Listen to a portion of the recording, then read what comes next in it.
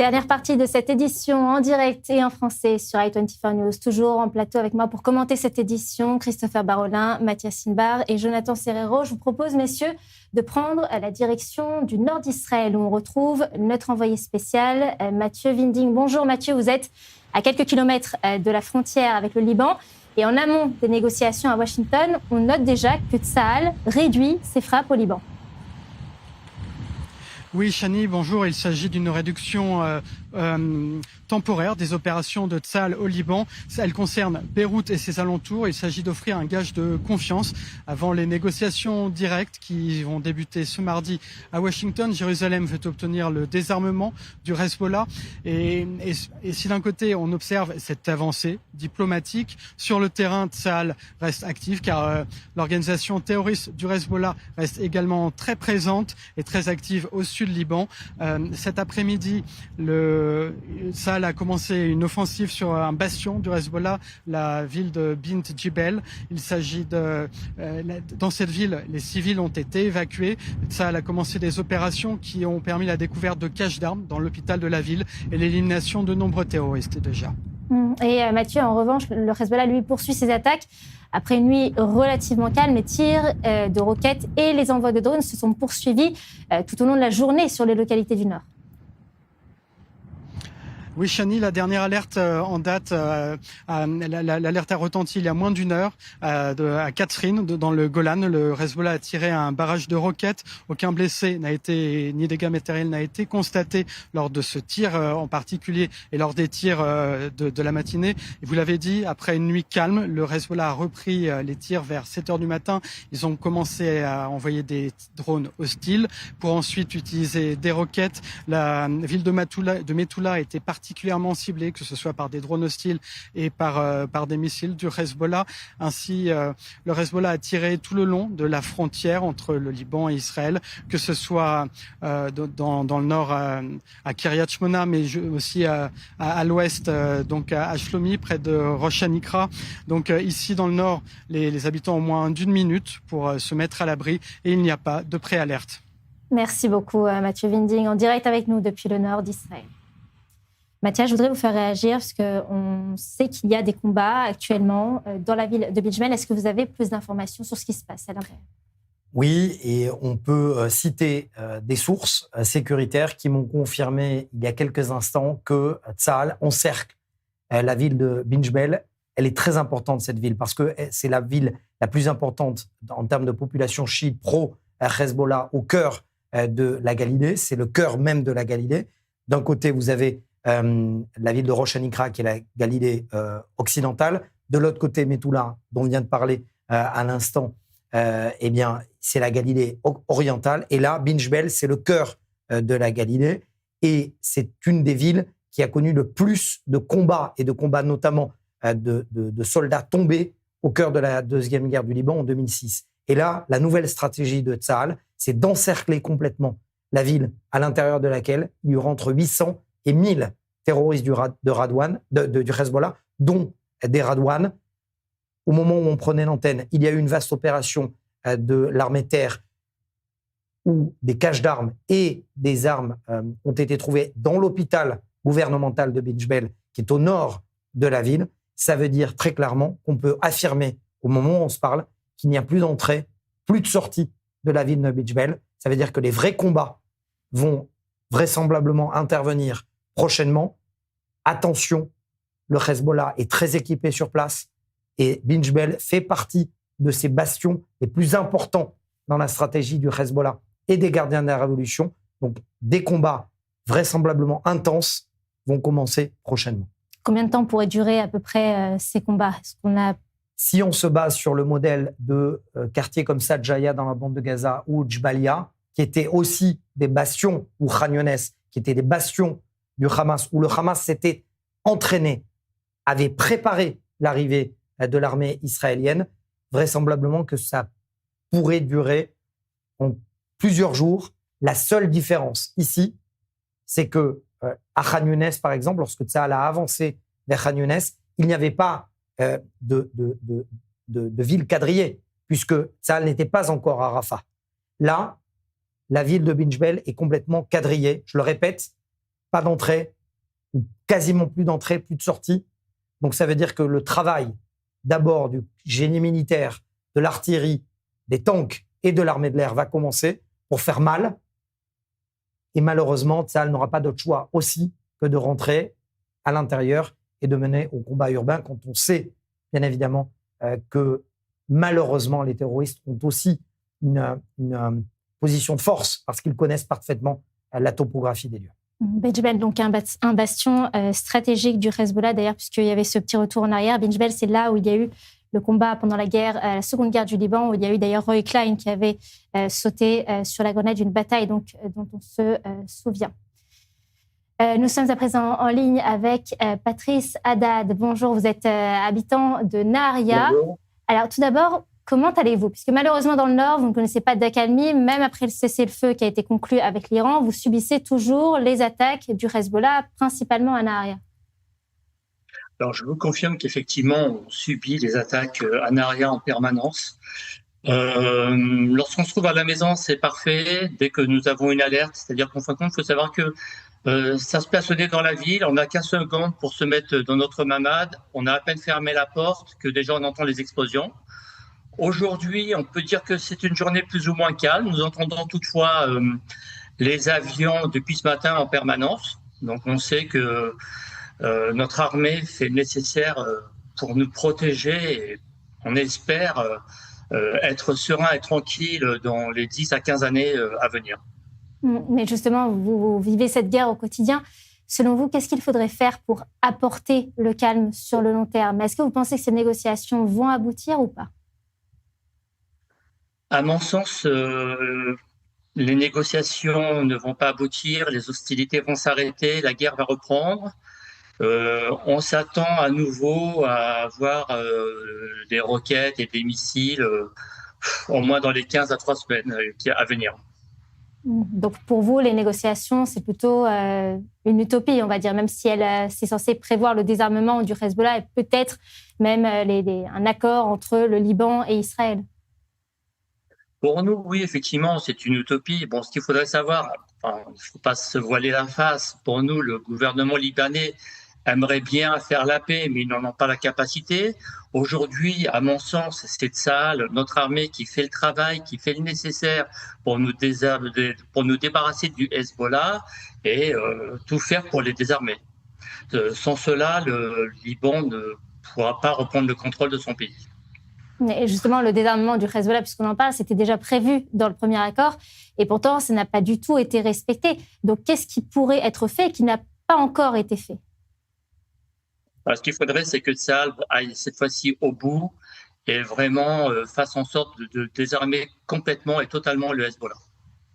Et vous pensez que le Hezbollah va profiter de ces négociations pour intensifier ses attaques, c'est-à-dire montrer qu'il est en position de force? On a vu d'ailleurs la localité de Shlomi qui a été frappée par un drone. On voit aussi ces attaques qui sont continues, ces tirs de roquettes et ces envois de drones. Donc vous pensez que le Hezbollah est sur le point d'intensifier aussi ses attaques sur les localités du Nord? Oui, je vous confirme, puisque d'ailleurs, lorsqu'il y avait donc le cessez-le-feu avec l'Iran, nous, vendredi soir, nous avons eu plusieurs alertes. Dans l'après-midi également aussi. Jeudi également, nous avons eu aussi donc des alertes. Ils nous ont envoyé des salves de roquettes et de missiles donc sur Nahariya. Il y a eu pas mal de dégâts, donc je vous confirme, pas très loin de nos habitants. Merci beaucoup, Patrice Haddad, d'avoir été avec nous sur i24 News. On vous souhaite évidemment beaucoup de courage pour cette période très compliquée. Merci beaucoup. Merci à vous. Nous sommes à présent en ligne avec Charles Chartouni. Vous êtes universitaire, représentant de l'opposition chrétienne libanaise. Bonjour. Alors déjà, je voudrais vous faire réagir aux propos de Joshua Zarka, l'ambassadeur d'Israël en France, qui a déclaré chez nos confrères de BFM TV, je cite, « Le Liban est un peuple avec lequel nous voulons vivre en paix, mais il faut se débarrasser de ce fléau et de cet agent iranien qui est le Hezbollah. » Votre sentiment sur cette déclaration? Bonjour, et puis pour faire écho à la déclaration de l'ambassadeur Zarka, je ne peux que confirmer ce qu'il a dit. C'est-à-dire, il est impossible que ce pays se normalise à moins que le Hezbollah ne soit éliminé.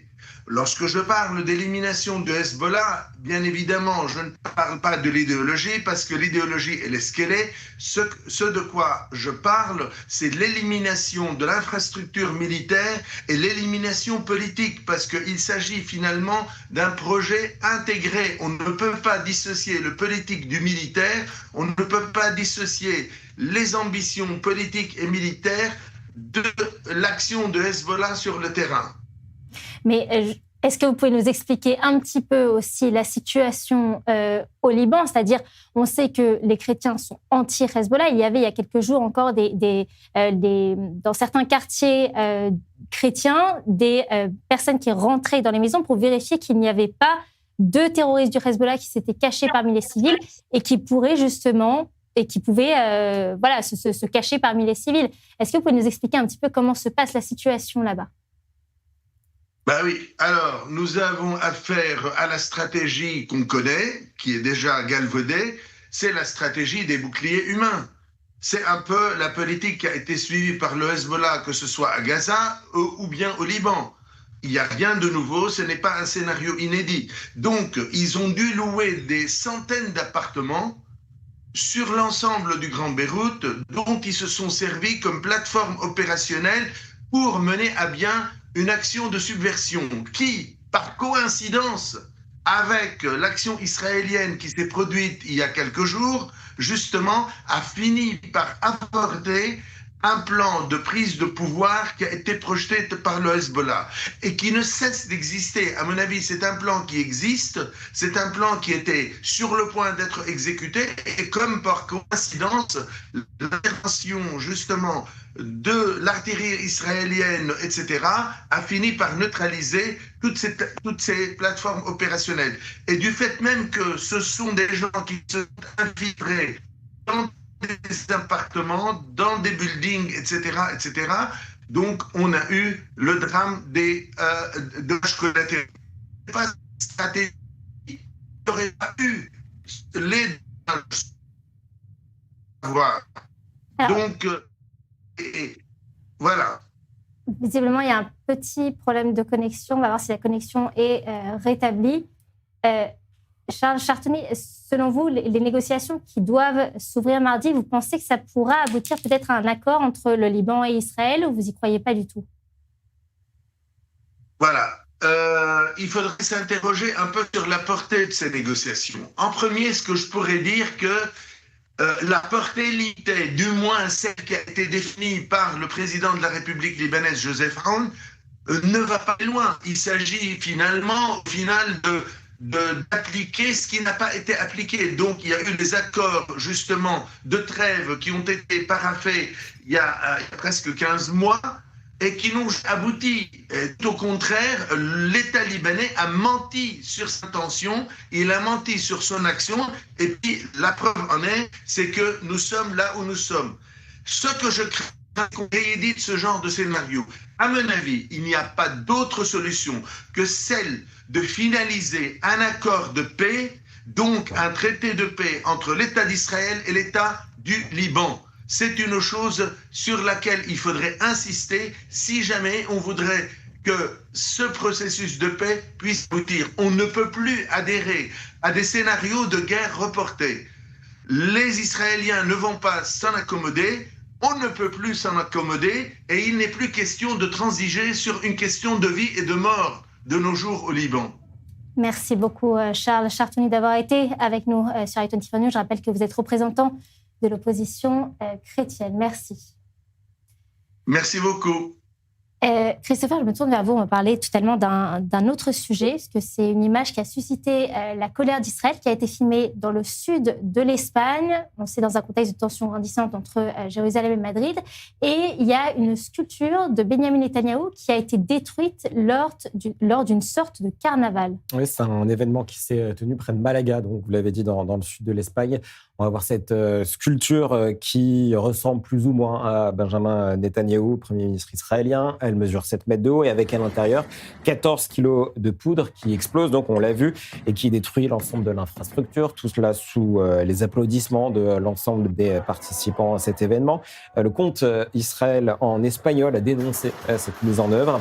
Je cite le tweet du compte d'Israël en espagnol. « L'horrible haine antisémite que l'on voit ici est le résultat direct de l'incitation systématique et des diffamations du gouvernement Sanchez. Et le gouvernement espagnol reste silencieux, silence complice. » Il y a le directeur général de la diplomatie israélienne qui a réagi également il y a quelques minutes et qui a à peu près eu les mêmes mots, qui a mis également en avant la politique espagnole, qui qualifie le gouvernement espagnol du gouvernement le plus radical aux côtés du Venezuela et avec l'Iran. Jérusalem avait convoqué un peu plus tôt le plus haut représentant diplomatique espagnol encore en poste à Tel Aviv, puisqu'on rappelle que Madrid a rappelé l'ambassadeur espagnol en Israël tout en annonçant rouvrir son ambassade à Téhéran.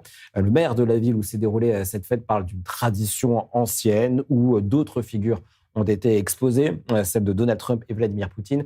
On parle de figures exposées, pas de figures explosées, sans mauvais jeu de mots.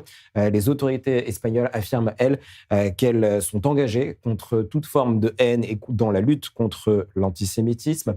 La diplomatie espagnole prend pour exemple un chiffre, 72 000 séfarades auraient été naturalisés et sont désormais nos concitoyens, selon les mots de la diplomatie espagnole.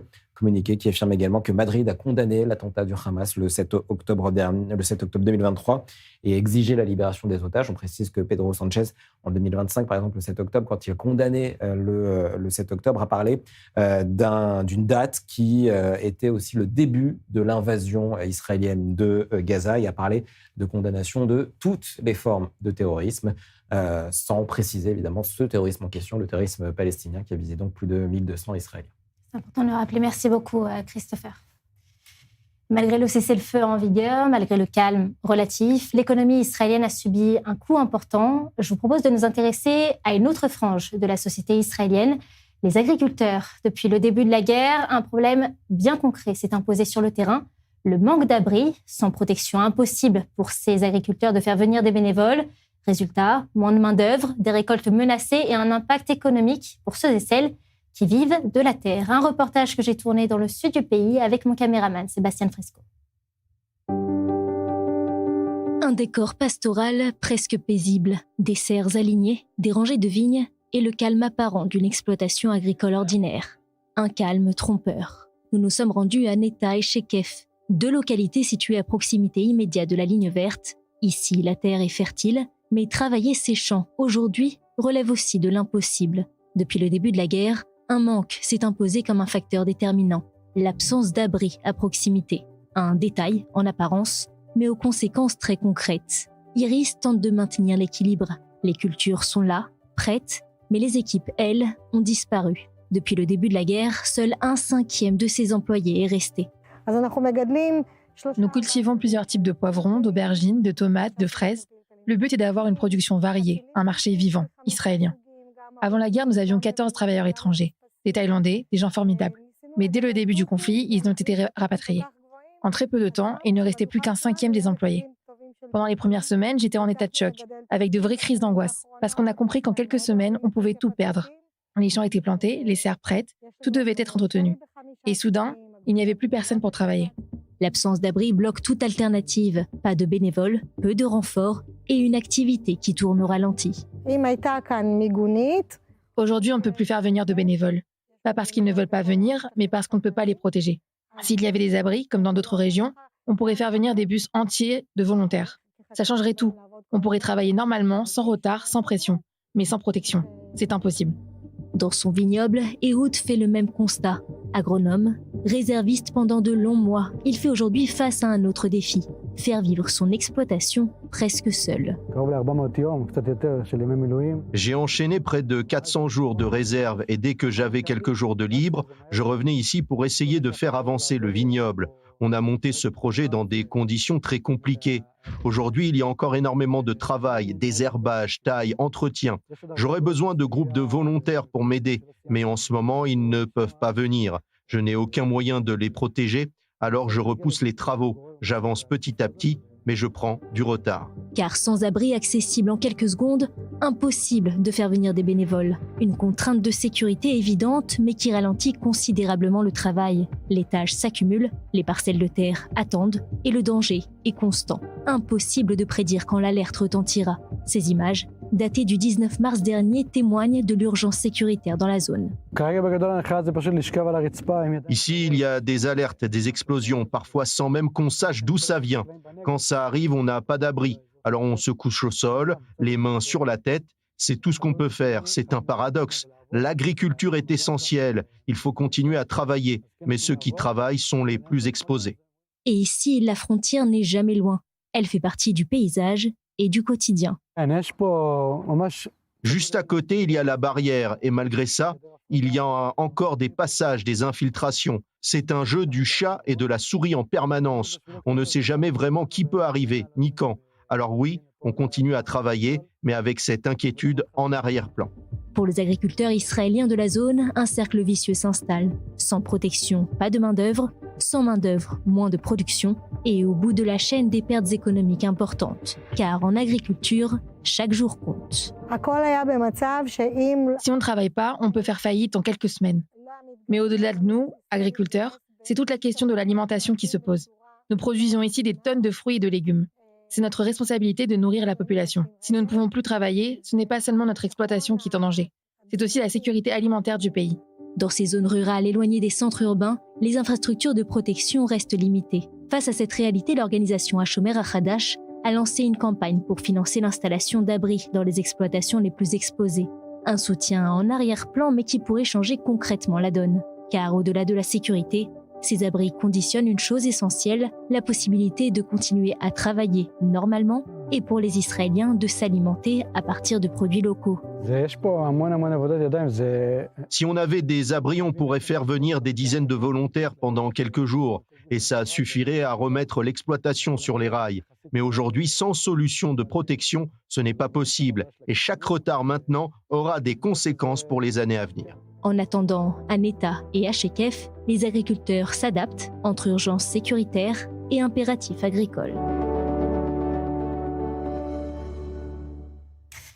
Et retour en plateau, toujours avec Christopher Barolin, Mathias Sinbar et Jonathan Serrero. Jonathan, je me tourne vers vous puisque actuellement, il y a la réunion du cabinet de sécurité restreint qui se déroule en ce moment. Oui, réunion du cabinet restreint autour du Premier ministre Netanyahou, autour du ministre de la Défense Israël Katz et des responsables sécuritaires du pays pour discuter de la dernière décision prise par Donald Trump concernant le blocus maritime du détroit d'Ormuz. Du côté israélien, on ne fonde pas beaucoup d'espoir sur l'issue des négociations, mais il y a une satisfaction aussi côté israélien et avec certains responsables de l'appareil politique israélien avec qui j'ai pu m'entretenir ces dernières heures. Il y a une satisfaction de voir les Américains ne rien lâcher sur les questions centrales pour Israël, à savoir la question du nucléaire. Et on l'a vu et on le remarque au regard des déclarations du président Trump qui a déclaré qu'il ne lâcherait rien sur la question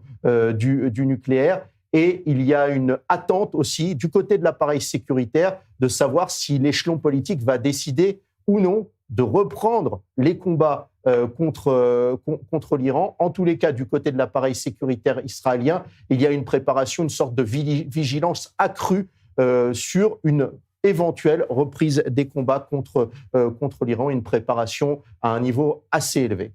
Mathias, on a vu aussi que Donald Trump s'est exprimé. Il a déclaré que les Iraniens n'ont pas déserté la table des négociations. Ça veut dire quoi ? Ça veut dire que, clairement, puisqu'on n'arrête pas de lui poser la question, est-ce que c'est un échec ou pas ? Donc, lui répond que non. C'est uniquement la première phase qui n'a pas forcément été aboutie. Mais il ne parle pas d'équipe de négociation iranien qui aurait déserté cette rencontre. Au contraire, il dit la plupart des dossiers ont été conclus. Seul le dossier du nucléaire, dont on sait pertinemment que c'est le central, n'aurait pas été conclu.